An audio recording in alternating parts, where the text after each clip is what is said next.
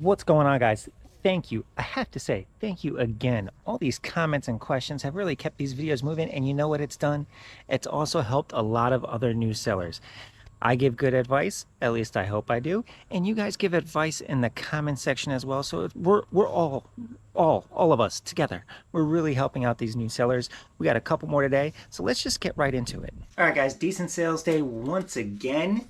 We got a handful of the orders right here, including some multi-card. You know, normally I go straight through my pick list. We pack one by one. Today, we are pushing this order right to the front, and here's the reason. Okay, so Teddy Leather, he's a regular here on the channel. He has a lot of questions, leaves a lot of comments, and I love it. He asks, how do you ship orders that have 3+ cards in it? That is a good one. Let's go demonstrate it right now because I have one. We got the 6 cards right here. A nice little mix. Got 5 Cal Ripken cards and a Gary Sheffield. Pretty cool order. So what do? I have 6 cards. I split 3 cards per card saver.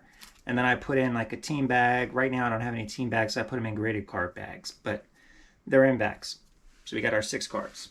Next thing I do, I take a blank piece of paper, not using my normal scrap paper, because, you know, we got 6 here. I lay them flat across like this. Then I take some painter's tape.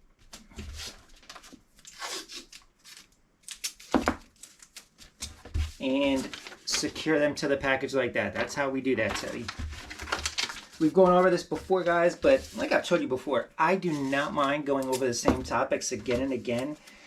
If it's going to help you guys learn, and it's just, you know, going to give me something to talk about.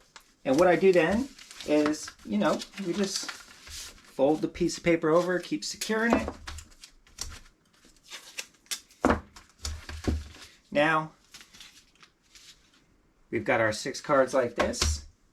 Where's my tape? My tape's right here. Then we tape the edges. And instead of using a number 6 envelope like I normally do, we're going to have to use a number 10. Obviously, this is not going to fit in this little 6. So we're going to put it here in a number 10 envelope. The tape I put on the edges, I really don't need, because you see this takes up pretty much the whole envelope. I just do it because I feel like it secures it to the envelope a little bit better. Then we just seal it up. Put our label on. And we're good to go. That is how we ship orders with 3 or more cards. Now, I'll do up to 12 like this. If I go over 12 cards, I will sandwich them in pieces of cardboard and just pay ground advantage rate. So Wolf, he's got an interesting one today. This is going to be a fun one to talk about. First, he says, great content. Thank you. Appreciate you watching, bud.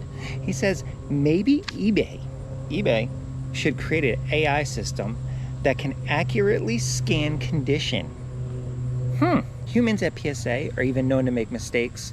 It's all subjective and it's all risk. And that's something we've talked about. But this eBay creating an AI system? Let's talk about that one. Wolf, again, great content. Thank you. Appreciate you saying it. I'm glad you're enjoying it. He says it's basically in response to the conversation we've been having over the last few videos about eBay and their new condition and how subjective it is. He brings up an interesting point. He says maybe eBay should create their own artificial intelligence system that can accurately, you know, look at a scan picture of a card and accurately come up with a condition. You know, on the grand scheme of things, you know, I think that's a good idea. If we can get a program, a system that can really do that, that'd be awesome. And it might take out some of the subjectivity and everything, because like he says, even PSA is known to make mistakes.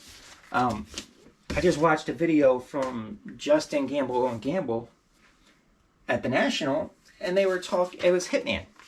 Hitman said he had a PSA 8, submitted it to BGS, they gave it a 9.5, and then PSA said, we'll look at it again, and if we can get it to a 10, we'll regrade it. And it was going to be regraded as a PSA 10. So you got a card that went from an 8 to a 9.5 to a 10.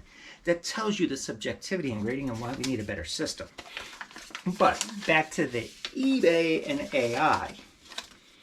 As far as I know, I think there was a couple grading companies. I feel like one was called TVT possibly, or something like that, that was actually using computers to try and grade the cards more accurately.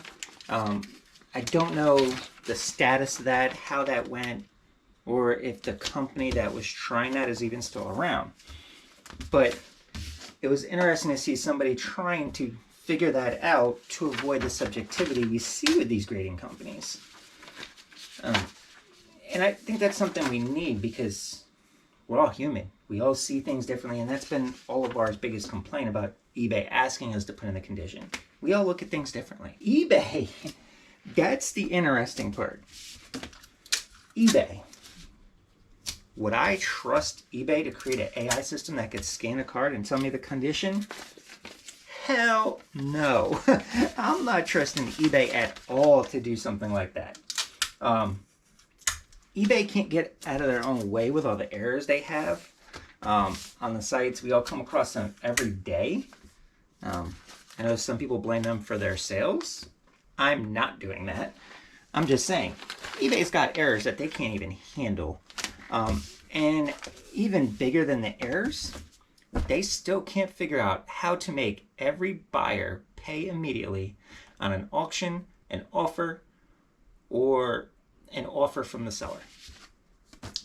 Till they figure that out for every buyer, I'm not trusting them with any huge jump in technology or added responsibilities. That's just me. But Wolf, I do think we need something that's going to take some of this human subjectivity out of there if we're going to grade cards.